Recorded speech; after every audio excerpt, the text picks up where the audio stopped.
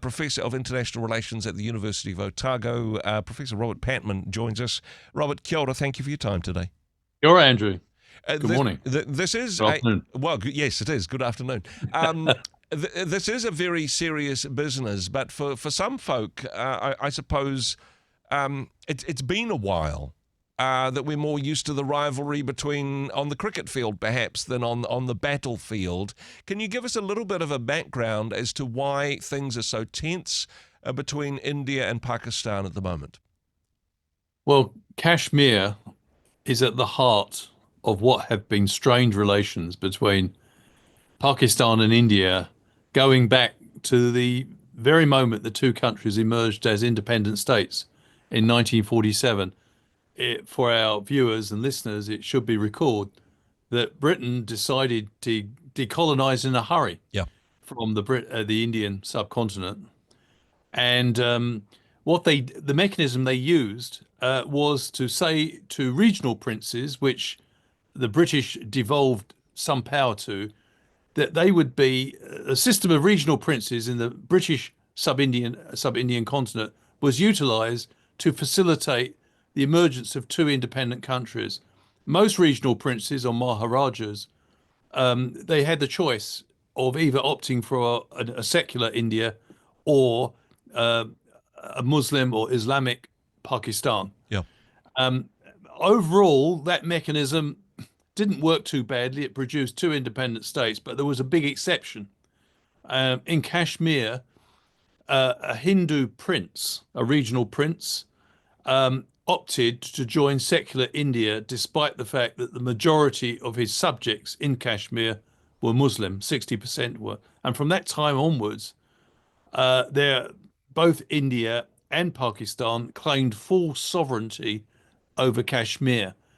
And that meant the two independent countries went immediately to war with each other from 1947, a war that was ended very much in India's favor in 1949 with what was called a line of control, separating Indian-controlled or Indian-administered Kashmir from Pakistan-administered Kashmir. So at the moment, and that situation, the line of control was established in the aftermath of the first India-Pakistan conflict, remains in place today.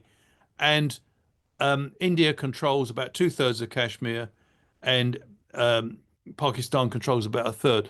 The point to note here is that there was another battle, another war occurred in 1965 when Pakistan tried to wrest control of the remaining part of Kashmir, not under its control. It failed. It was decisively beaten. And then finally, there was a conflict in 1999, which was much briefer than the other two full-scale wars. So Kashmir is an unresolved issue between Pakistan and India.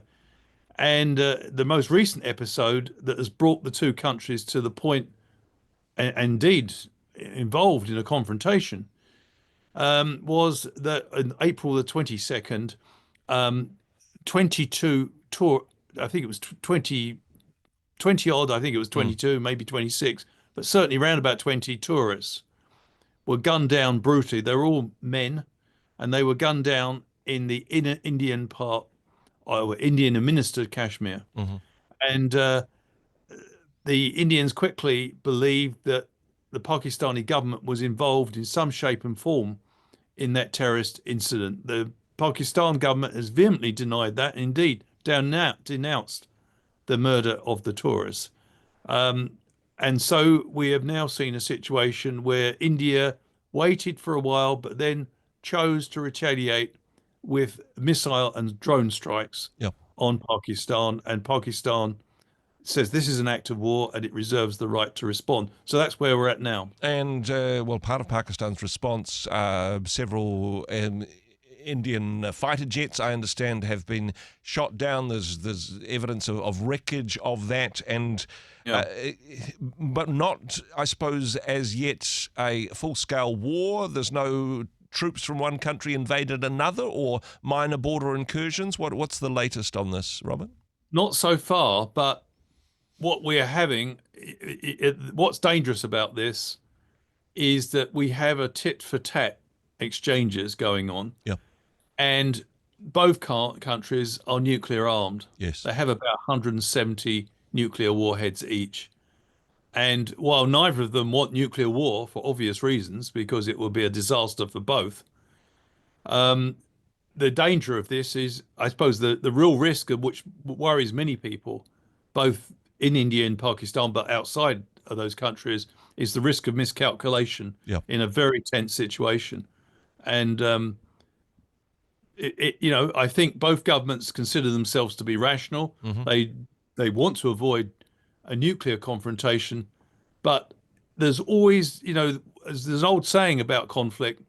The only thing predictable about war or conflict is that it always throws up surprising elements. Yeah. And that is the big worry at the moment. It's certainly concerning in terms of loss of life on both sides of the border in this regard. Now, some people would go back and go, "Oh gosh, it's the British colonial officers' fault for getting the division wrong in the first place." But there's no point throwing stones that far back. Is there any particular group that could negotiate, that could help broker a peace between these two nations? Is there anybody stepping up and saying, "Hey, we can help be the middleman in this conflict"? I think the difficulty is that the Americans have certainly acted as a mediator in the past. The difficulty is there doesn't seem to be too much room for a compromise Yep. over Kashmir. And what has made the situation even more complicated, Andrew, is that while both Pakistan and India have claimed full sovereignty over Kashmir, why are they so concerned about Kashmir? Well, it's a rich agricultural, very fertile area. Mm-hmm.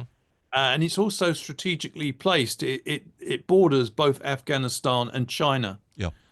And that is why both countries see it as a real economic and strategic asset, which of course raises the tensions. But there's, as I said, there's an additional complication.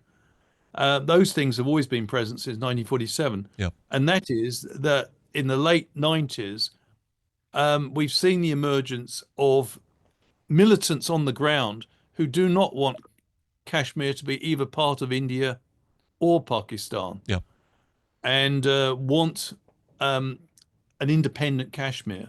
What has been really lacking in this situation has been a mechanism by which Kashmiris can determine their own political destiny. In some ways, that would be a solution. If you guys can't decide nicely, well, neither of you can have it, and it becomes an independent Kashmir. Having said that, though, as you say, economically important to both India and Pakistan, and also from a tourism point of view, which is honestly, this current dispute started with an attack on tourists, but an absolutely beautiful part of the world. But with conflict raging, of course, tourism's not going to be possible there. No, and it's difficult to be optimistic in the short term about the current situation. If we had a more authoritative UN Security Council, one where there was no longer a veto being used and it was no longer and it was more functional, we might look to an authoritative independent body to try to get all the parties around the table and hammer out some sort of solution. Yeah. Until India and Pakistan are minded to compromise, or at least allow Kashmiris to express their views about their future, until that happens, it's very difficult to see how this apparently intractable conflict can be resolved. And it's my sense is that India is conscious that it has Indian preponderance. It has military preponderance. Okay, yeah. And I think that, it's not going to back down. And the danger here is, while both sides do desperately want to avoid a nuclear confrontation, if you look at the weapons they have, which are missiles, those missiles can have a nuclear warhead or a conventional warhead. Yep. And if someone mistakes one for the other, then we're in deep trouble.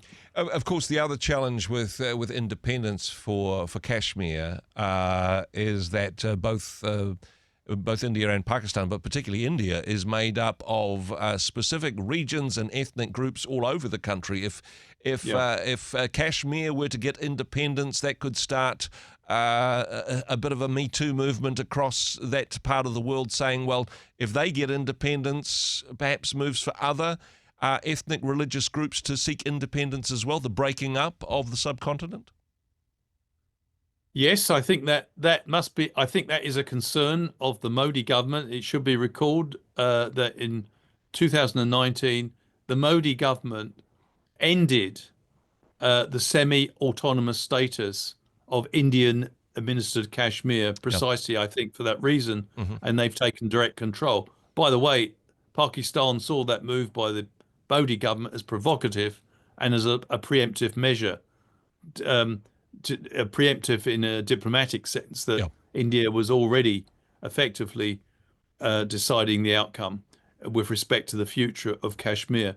I mean, at the moment, we're all holding our breath and hoping that both, calmer heads can prevail and that both sides can emerge from it. At the moment, there is a sense that both want to emerge with what they see as their honor intact. They do not want to be, India in particular is conscious that it's a big power and it does not want to be seen as in any way humiliated by that terrorist incident. But having said that, both in terms of culture and faith, there's some strong divisions between these two nuclear states. And hey, as I sort of jokingly said at the beginning, if we could sort this out over a cricket match, maybe that may be a less violent way of solving this. Having said that, there's some pretty robust cricket matches between India and Pakistan over the years as well. Robert, we appreciate your insight, your wisdom on this topic, and we certainly pray that that a peaceful solution will be found. Thank you so much for joining us today. Thank you. Hey, thanks very much for joining us in the Rhema studio. Thanks very much for watching the interview. It's kind of nice to have an audience, actually. And if you did like what you watched, then do give us a like, do give us the thumbs up. And if you'd like to see more interviews like that one, or perhaps even better, subscribe and those interviews will come straight to you. Don't forget to turn on your notifications, and we'll see you in the next one. Cheers.